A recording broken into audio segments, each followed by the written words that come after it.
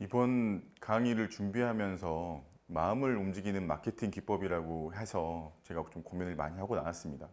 그래서 제가 저희 회사에서 하고 있는 일 자체가 그런 업무인지라 저희에게 요청을 주신 것 같아서 오늘 제가 뭐 전문 강사는 아니지만 편하게 제가 하고 있는 일, 했던 일들을 발표를 강의를 하도록 하겠습니다. 저는 코지웍스 대표 노재원이라고 합니다. 반갑습니다. 순서는 뭐 이렇게 진행이 될 건데요. 내용은 다 제가 경험한 내용들이다 보니 뭐 학술적으로나 뭐 그런 내용들로 좀 순서적으로 굳이 꼭 봐야 될 건 아니에요. 그래서 제가 편하게 그냥 말씀을 드릴 수 있도록 그렇게 하겠습니다. 첫 번째 제가 이 자료를 올린 이유는 제가 아예 회사 생활을, 사회생활을 처음에 시작할 때부터 했던 것들이 마케팅이고 그 마케팅의 시작이 거의 바닥부터 시작을 했다고 보시면 될 것 같아요. 최근에 제가 이 어느 기자분과 인터뷰를 하게 됐는데 뭐 이직만 5번을 한 프로 이직러라고 하는데 사실 모든 사람들이 최소 5번 이상은 했을 것 같고 그 기자분께서 뭐 현란한 글솜씨로 프로 이직러라고 말씀을 했지만 그 내용들을 제가 이제 지금부터 말씀을 드리는 것들이 아마 시작을 제 강의를 들으시는 분께서 바닥부터 하나씩 이 경험들을 좀 전달해 드리기 위해서 이 기사를 시작으로 인사를 드리게 됐습니다. 제가 처음에 시작한 거는 방문 판매였어요. 지금 이걸 보시면 캡스 그러면 우리나라에서 되게 유명한 보안 시스템 업체인데 과거에는 이게 가정용 보안 시스템이 없었어요. 그래서 처음에는 이 캡스가 시작을 할 때 그 회사용, 건물용 이런 보안 시스템만 있다가 우리나라의 최초로 가정용 보안 시스템이 들어왔을 때 제가 그 회사를 입사를 하게 됩니다. 근데 제가 뭐 캡스에 입사를 한 건 아니고요. 캡스 가정용 보안 시스템을 방문 판매하는 다단계 회사에 입사를 하게 돼요. 처음에 저도 뭐 회사를 처음 시작하다 보니까 마케팅 회사라고 해서 인터뷰도 보고 그렇게 해서 이제 들어가게 된 건데 들어가서 보니 처음에 뭐 사람들 다 뽑을 때는 마케팅이라고 채용을 해요. 그래야 사람들이 이제 지원을 많이 하니까. 근데 사실은 방문 판매가 최전선에 있는 가장 그 마케팅, 이런 판촉 마케팅의 정말 끝판왕이거든요. 그래서 그것부터 제가 이제 좀 시작을 했고요. 그 방문 판매를 시작을 했을 때 이 보안 관련 시스템이다 보니까 옆에서 보시는 빨간색 X 되어 있는 고급진 아파트들은 영업을 못해요. 오히려 빌라나 오래된 아파트들, 이게 없는 사람들에게 파는 거죠. 있는 사람들에게 파는 것과는 다른 내용이에요. 그러니까 얼마나 그 3만 원, 5만 원을 내기 힘들겠어요. 그래서 여기를 저희가 돌아다니면서 제가 좀 깨달았던 건 있었는데 사람을 마음을 움직이는 마케팅 기법 그러면 되게 인문학과 연관이 되거든요. 제가 어떻게 그 사람에게 얘기를 하고 그 사람이 저를 어떻게 받아들이냐에 따라서 계약이 되고 안 되고 하는 것들이에요. 제가 겨울에 시작을 했는데 되게 비가 많이 내린 날이었어요. 겨울임에도 불구하고 비가 되게 많이 내렸고 저는 처음에 사회생활 시작하다 보니까 돈도 없었어요. 그래서 저는 서울에서 이제 살고 있던 누나가 처음에 취직했다고 하니까 그 옛날에는 지금이야 이제 얇은 거 여러 개 껴입어서 되게 멋있게 입고 겨울을 나겠지만 최초에 사회생활 할 때는 되게 두꺼운 정장으로 위아래 이렇게 입고 나갔었어요. 근데 겨울인데도 불구하고 눈이 올 만큼 춥지 않아서 비가 되게 많이 왔는데 우산을 쓰고 제가 불광동을 돌아다녔거든요. 그 불광동을 돌아다니면서 어느 순간 아래를 봤는데 바지가 이만큼 젖어 있는 거예요. 위에서 맞는 비가 아니라 바닥에서 타고 온 비였던 거예요. 그때 제가 생각했을 때 제 인생에서 정말 야, 내가 이렇게 사회생활을 열심히 시작을 하는데 시작하자마자 내가 바닥을 보았겠구나 라고 생각을 하고 그래도 내가 영업을 해서 계약서를 써야 되니까 빌라를 돌아다니다가 어떤 임산부께서 그냥 저를 보고 너무 열심히 사는 것 같다고 해서 본인이 바로 계약을 해준 적이 있어요. 그거는 제 인생에 한 번 뭐 죽을 때까지 잊어먹지 않은 일인데 사실 이런 것들이 어떻게 보면 행동을 저는 말씀드린 거지만 사실 이런 것들이 다 마케팅인 거거든요. 제가 뭘 보여줬냐, 그들이 원하는 건 뭐냐, 뭐 이런 것들을 가지고 계속 뭐 기법이니 학술적이니 뭐 마케팅 1.0부터 4.0 이런 얘기들을 하지만 사실은 상대방이 원하는 거 혹은 나에 대한 신뢰를 주는 게 마케팅이거든요. 그래서 그런 차원에서 저는 이 되게 값진 경험을 했고 개인적으로 인생으로서는 정말 바닥을 한번 봤다. 그래서 되게 큰 값진 경험을 그때 했습니다. 그 이후로 제가 입사했던 것도 저는 제가 이제 나중에 어떻게든 나는 사업을 해야겠다라고 생각을 하고 이제 제 커리어를 쌓기 시작해서 그런지는 몰라도 입사를 한 쪽이 또 마케팅 회사인데 거기는 방문 판매가 아닌 텔레마케팅 회사였었어요. KT돔이라고 검색하면 되게 안 좋은 뭐 고발, 고소 이런 걸로 지금 나오는데 지금으로부터 한 13, 14년 전에는 KT에서 노조위원장 출신께서 나와서 만든 이런 다단계 회사예요. 방문 판매는 아니고 이제 텔레마케팅을 하는 건데 내용은 이런 거예요. 한글 키워드라고 요즘 좀 생소하실 수 있는데 저희 때는 아니, 한글 주소가 되게 생소하실 수 있는데 예전에는 처음에 나왔을 때 한글 주소가 되게 유행했었어요.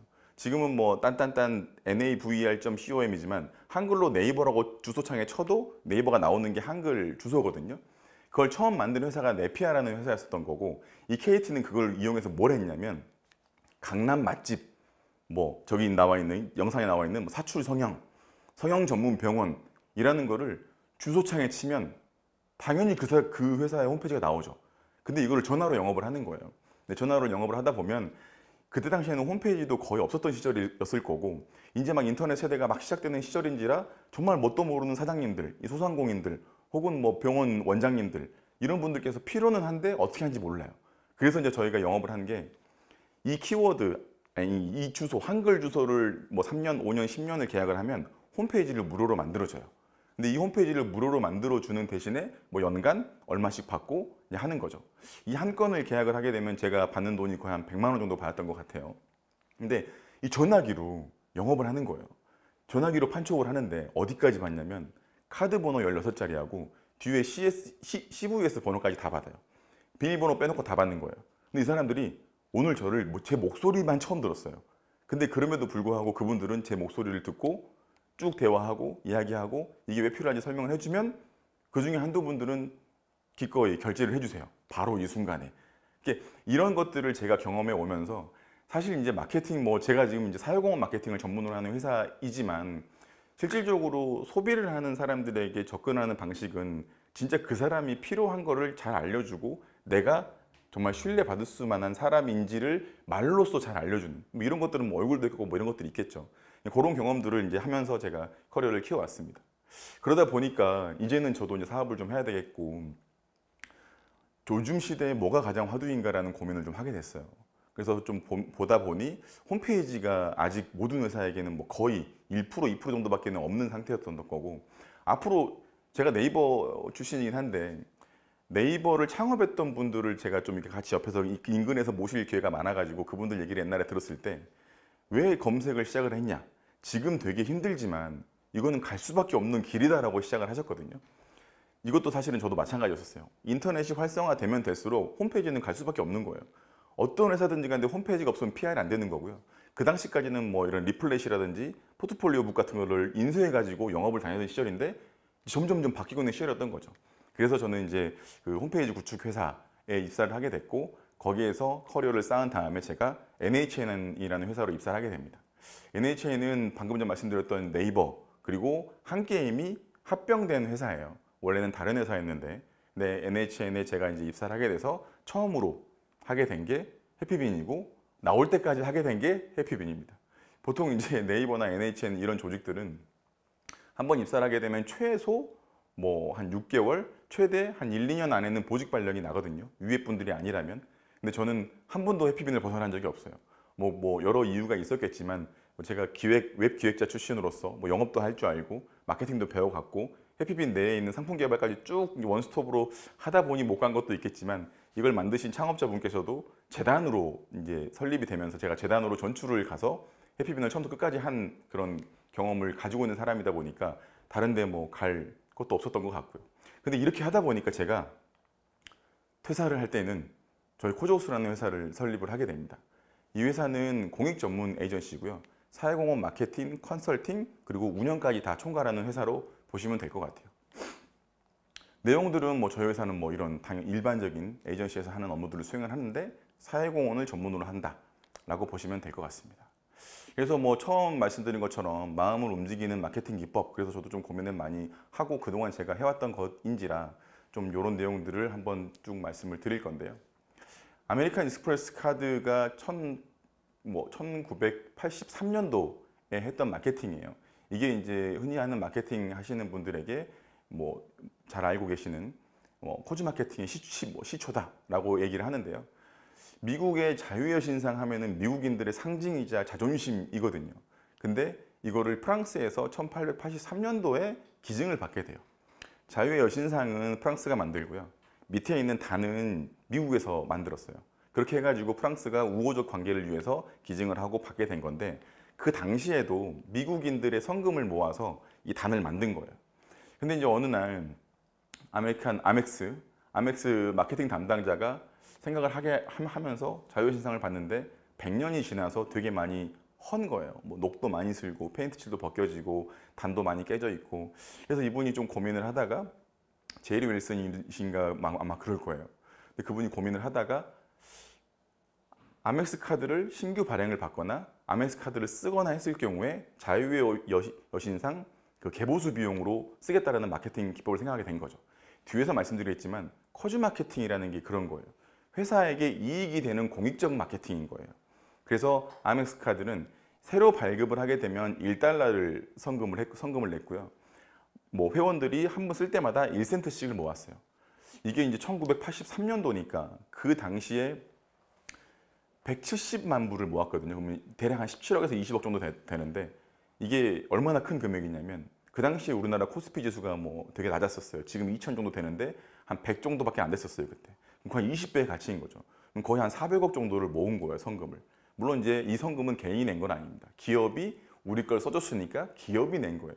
그래가지고 되게 많은 아멕스 카드도 한 22% 이상의 성장을 냈었고 금액도 굉장히 많이 모았고 이후에도 아멕스 카드는 자유의 신상과 함께하는 프로젝트는 다 후원을 하고 있어요. 현재까지도. 이게 이제 우리가 말하는 코즈 마케팅의 시초라고 보시면 될 것 같습니다. 첫 번째는 말 그대로 코즈 마케팅이에요. 뭔가 본질을 가지고 하는 게 아니라 마케팅을 잘하기 위해서 공익의 방법을 넣은 거예요. 근데 제가 지금 말씀드리는 이 탐스 슈즈는 본질에 가까운 거예요. 이분은 2000년대 초반, 96년도, 2000년 초반일 거예요.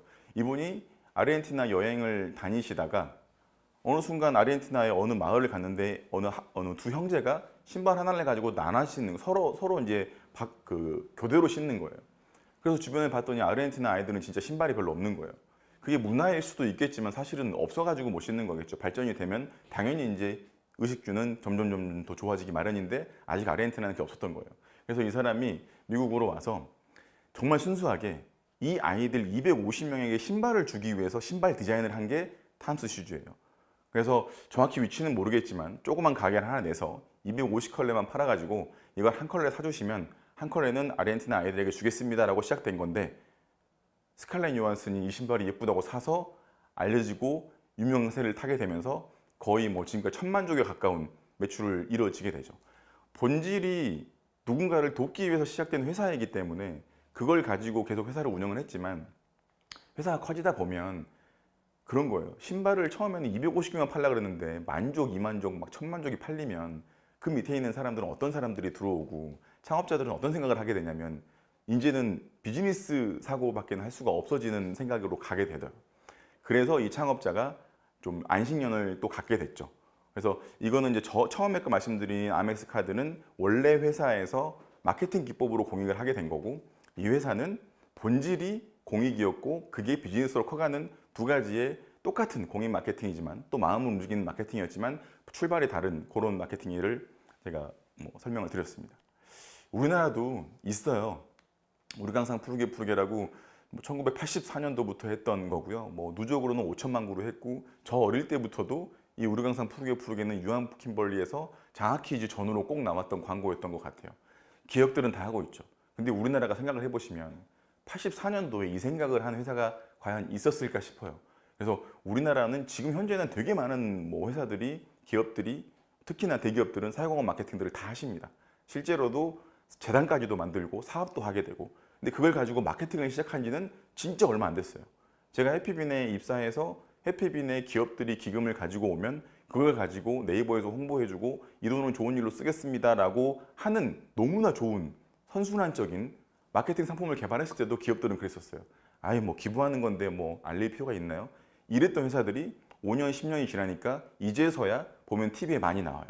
KT, LG, 현대자동차, 삼성전자 이런 분들이 앞다투어서 자기 회사 착하다고 자랑을 하고 나오기 시작을 한 거예요. 공익 마케팅도 결국에는 처음 말씀드렸던 것처럼 검색이 왜 갈 수밖에 없냐. 인터넷망 안에서는 그거 빼놓고는 할 수가 없기 때문에 똑같은 것처럼 기업이 살아남으려면 착하게 되지 않으면 이제는 갈 수가 없는 거죠. 근데 그 생각을 유한 킴벌리는 84년에 했다는 거죠. 그래서 우리나라에서는 되게 좀 획기적이진 않지만 어쨌든 되게 오랫동안 본질 쪽에 가깝게 마케팅을 한 그런 케이스라고 보시면 될 것 같습니다. 장난삼아 넣어본 거긴 한 건데요. 얻어 걸리는 경우도 있어요. 지금 제가 아마 질문을 강의가 아니고 이렇게 배석하고 계셨다면 삼성전자에서 어떤 마켓 사회공헌 활동을 하는지 물어보면 아마 거의 대답 못할 거예요.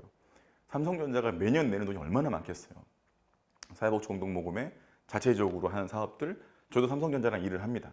하지만 일반인들은 삼성전자가 어떤 사회공헌을 하는지 잘 몰라요. 홈페이지에 가야 알아요. 근데 언젠가 한번 이부진 사장께서 호텔 신라에 뭐 모범택시기 사셨나 누가 문을 들이받았어요. 실수로.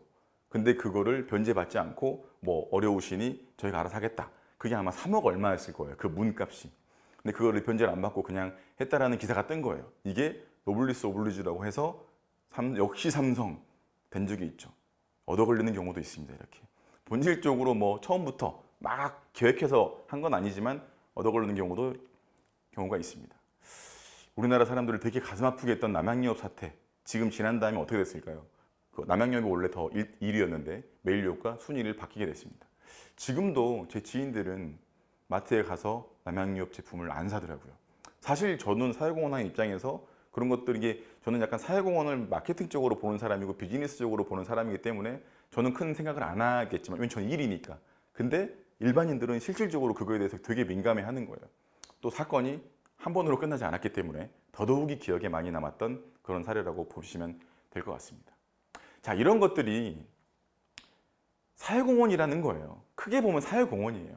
그래서 뭐 필립 코틀러라는 되게 마케팅의 대가께서도 6가지의 이런 기업의 사회공헌 가치들을 만들어 놓은 건데, 일반적으로 지금 뭐 여러분들이 아시는 대학생 자원봉사단 후원해 주는 거, 임직원 자원봉사, 그다음 뭐 금전적 물품 기부, 그다음 공익 캠페인. 공익 캠페인이라는 건 그런 거죠.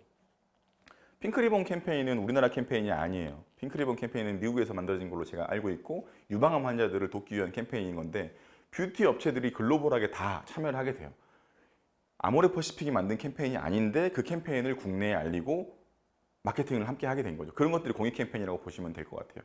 그리고 공익연계 마케팅은 제가 처음에 말씀드렸던 아메리카 익스프레스, 탐스슈즈, 이런 것들이 커즈 마케팅이라고 해서 공익연계 마케팅으로 기업들이 하는 이런 사회공헌을 가지고 뭔가의 마케팅을 하거나 아니면 꼭 해야 되는 것들, 꼭 마케팅이 아니더라도 이런 것들을 이제 사회공헌이라고 얘기를 하는 거고, 그 안에서 내용을 조금 더 좁혀보면 CSR이라고 하는 거예요. CSR은 말 그대로 기업의 사회적 책임이에요. 기업이 사회로부터 받은 가치를 가지고 돈을 벌었으니 이 사회에 다시 환원해야 된다는 게 그냥 정의예요. 이 문서는 나중에 좀 한 번씩 보시게 되면은 그냥 내용적인 부분들을 이해하실 수 있겠지만, 기업의 사회적 책임을 말하는 거는 전체 큰 의미의 사회공헌 안에 포함되어 있다고 보시면 될 것 같아요. 시작된 거는 이런 거예요. 아마 아실 거예요. 나이키 운동화를 만드는 파키스탄 소년. 이 사진이 한번 90년대 후반에 한번 나왔죠. 그리고 2000년대에 굉장히 큰 이슈가 됐어요. 꿈과 희망을, 아이들에게 꿈과 희망을 줘야 되는, 물론 디즈니는 아닙니다만, 신발을 신고 뛰어놀아야 되고 공을 차고 놀아야 되는 아이들에게 운동화도 주고 그들이 잘 활발하게 운동할 수 있는 여건을 만드는 운동복을 만드는 회사가 파키스탄 5, 6, 7, 8세 아이들한테 하루 일당 $2 정도 수준의 노인비를 주고 나이키 운동화 200불짜리 이런 것들을 만들게 한 거예요. 유럽에서 난리가 난 거죠. 이게 기업으로서 할 일이냐? 물론 나이키는 우리가 한 게 아니라 하청업체들이 했고, 하청업체들이 하는 거기 때문에 나는 몰라요 라고 하다가 더 두드려 맞았죠. 그래서 결국 이분들은 이제 무릎을 꿇고 하청업체들이 일을 시킴에 있어서 규격이나 규율이나 규칙들을 만들기 시작을 한 거예요. 모니터링도 강화하고, 그리고 등등등의 내용들이 계속 일어나면서 기업이 유발한 사회적 문제에 대한 이제 해결책들을 요구하기 시작을 했고, 그런 것들이 이제 기업의 사회적 책임으로 넘어가야 된다라고 해서 CSR 모델이 만들어지게 된 거라고 보시면 될 것 같습니다. 그리고 이 다음에 이제 나오는 게 뭐 요런 사례들인 건데, 뭐 저기 제너럴 일렉트로닉스에서 인도에서 했던 그런 사업 내용이에요. 인도는 남아 사상이 워낙 뭐 우리나라 이상으로 가기 때문에 임산부가 초음파를 해서 여암에는 그렇게 낙태를 많이 한 거예요. 근데 이런 것들에 대해서 이제 인도주의 차원에서 너무 책임을 지지 않는 거 아니냐. 너네들이 초음파를 만들었기 때문에 그들이 그걸 보게 됐고, 그걸 보게 됨으로써 낙태를 하게 된 건데 이거에 대한 책임을 너네가 져라 라고 해서 이제 주위에서는 이런 뭐 대리점들 혹은 뭐 그렇죠 의사들 그다음 그 초음파 기기를 사용하는 이런 담당자들에게 교육을 하게 됐고, 그리고 거기에 대해서 뭐 낙태를 하게 됐거나 알려줬을 게 알려주지 말라는 내용인 거죠. 그러니까 알려주지 말아야 되는데 알려줬다면 다시는 그 회사에 그 병원에게 기계를 팔지 않고, 이런 정책들을 세워 나감으로써 이제 지이가 처음에는 조금 매출이 줄어드는 부분이 있었으나 추후에적으로는 회사나 아니 그 인도에서도 인정을 하고 이 기기를 파는 회사를 이제 사회적으로 책임을 지는 회사, 약속을 지키는 회사, 이런 컨셉으로 지금은 한 33% 이상 인도에서 매출을 잡고 있다고 하고, 요한캠블리는 뭐 아까 말씀드린 것처럼 꾸준하게 이런 기업의 사회 책임을 하고 있죠. 나무를 잘라서 만드는 펄프 회사예요. 근데 나무를 심는 거예요. 되게 이율배반인 것 같지만 사실은 이런 게 사회적 책임이라고 보시면 될 것 같습니다. 우리가 뭔가를 만드는데 자연을 훼손을 시키지 않을 수 있는 건 없거든요. 근데 그런 것들을 최소화시키고 훼손시켰다면 다시 복원시켜주는 노력은 해야 된다는 의미로 기업의 사회적 책임은 되게 광범위하게 이루어지고 있습니다. 그 뒤로 이제 나온 게 2000년도 제가 이제 네이버 해피빈에 있을 때 나왔던 말인데, 모든 일들은 그래요. 막 공부하고 일하다 보면 새로운 것들이 막 나와요. 제 기억으로 CSV가 나왔을 때 뭐 이런 게 또 나왔어. 사실은 다 똑같은 말인데 누군가에 의해서, 학자에 의해서 또 단어를 만들어낸 거긴 한 것 같아요. 그래서 보시면 기업이 이제 사업을 원래 하고 있는데 사회에 필요한 부분이 있어. 그러면 이거를 그냥 자선적으로 해주는 게 아니라 사업적으로 만들어내는 거예요. 그래서 잠깐 예를 들어드리면 뭐 대한통운 같은 경우에는 아파트 단지에 들어가서 뭔가 하는 거는 너무 복잡하고 번거로우니 그 동네에 계신 노인분들이 요 택배기사가 그 앞에까지만 배달을 하면 그분들이, 노인분들이 배송을 해주는, 조금씩 돈을 급여를 받으시고, 그러면은 노인층들에 대한 그 취업 문제도 해결을 하고, 기업도 기업적으로 사회적 문제를 좀 편하게, 택배 기사분들이 그렇게 되면 더 많은 배송을 할 수 있을 거잖아요. 이런 사례들을 가지고 CSV라고 하게 된 거예요. 뭐 단어적으로 말하면 뭐 크리에이팅, 뭐 쉐어드 밸류인데 사실은 뭐 저는 잘 모르겠어요. 원래 다 하고 있던 것 같아요. 기업이 사회공헌 활동들을 가지고 이익 창출을 한다라는 내용인 거죠. 최근에 나오는 소셜 임팩트, 이런 것들이 사실 다 그런 거라고 보시면 될 것 같습니다. 기업의 사회적 책임, 그리고 기업이 가치 창출을 공유하는 그런 것들을 가지고 계속 활동들을 많이 하죠. 여기 있는 사례들은 저희 회사가 한 500개 정도의 캠페인을 했는데 그 중에서 좀 이런 것들이 있었다라고 좀 보여주는 건데요. 한국수자원공사에서 물을 활용한 공모전을 했었어요. 그 내용이 첫 번째. 그리고 두 번째는 현대자동차그룹, 너무 유명한 기프트카. 기프트카를 만들어서 차량을 주지만 그거에 대해서 사람들이 많이 알려야 되니 저희가 캠페인을 하게 된 거고, 메리츠 화재에서도 사람들과 함께 연말에 좀 이런 좋은 글들을 서로 나눠보자라고 해서 캠페인을 진행했었고, 정관장도 이웃 나눔, 뭐 게스워치라는 브랜드는 글로벌 브랜드인데 타임미스 기부라 그래가지고 시계를 살 때마다 얼마씩 적립을 하고 또 기부 전용 아이템들을 만들어서 판매를 했어요. 그런 것들을 제가 캠페인을 하게 됐고, 뭐 신한금융그룹 같은 경우에도 뭐 임직원들이 돈을 모아서 기부하는 방식의 캠페인도 있고, 거기에 매칭해서 기업이 내는 캠페인도 있고, 그리고 네이버 웹툰하고 함께 했던 커피빈하고 뭐 이런 것들 좀 재밌게 만들고, 그다음에 기아자동차에서 뭐 카네이션이라는 카와 도네이션을 합성해서 저희가 이제 사업 내용을 구성을 해가지고 제안을 해서 실제로 차를 가지고 막 그런 사회공헌 활동을 하는, 그리고 이제 뭐 정수기로 유명한 코웨이에서 정수기 2,000대 나누는 캠페인들, 이런 것들을 다 지금은 굉장히 많이들 하고 있는 거죠. 이런 것들을 하는 이유가 다 뭐겠어요? 처음에 이 강의 시작인 주제인 마음을 움직이는 마케팅을 이제는 해야 된다라고 보시면 될 것 같습니다.